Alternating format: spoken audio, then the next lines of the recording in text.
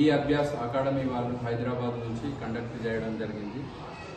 ఈ అభ్యాస్ అకాడమీ వాళ్ళు గ్లోబలైజ్డ్గా వీళ్ళకు ఒలింపియాడ్ గ్లోబల్ టెస్ట్ అనేది కండక్ట్ చేయడం జరిగింది.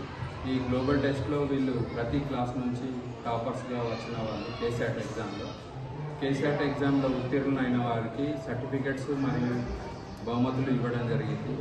ఇదే విధంగా వీరికి మళ్ళీ నేషనల్ లెవెల్ లోపల అనగా హైదరాబాద్ లోపల కూడా వీళ్ళకి అక్కడ టెస్ట్ కండక్ట్ చేసి అక్కడ సర్టిఫికెట్స్ కూడా ఇవ్వడం అనేది జరుగుతుంది.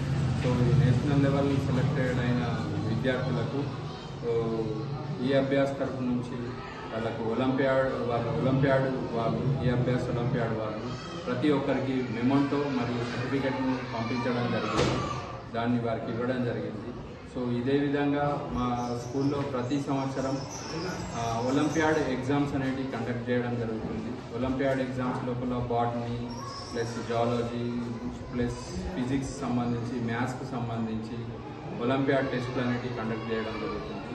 సో ఈ సబ్జెక్టుతో పాటు వీళ్ళకు అడిషనల్ నాలెడ్జ్ అనేది ఉండడం వల్ల వీళ్ళకు IIT JEE mains exams purpose వీళ్ళకి ఇప్పటి నుంచే యూటిలైజ్ అవుతుంది. కాబట్టి ఈ ఒలింపియాడ్ ఎగ్జామ్స్ రాయడం వల్ల పిల్లల లోపల చురుకుదనం అనేది స్టార్ట్ అవుతుంది.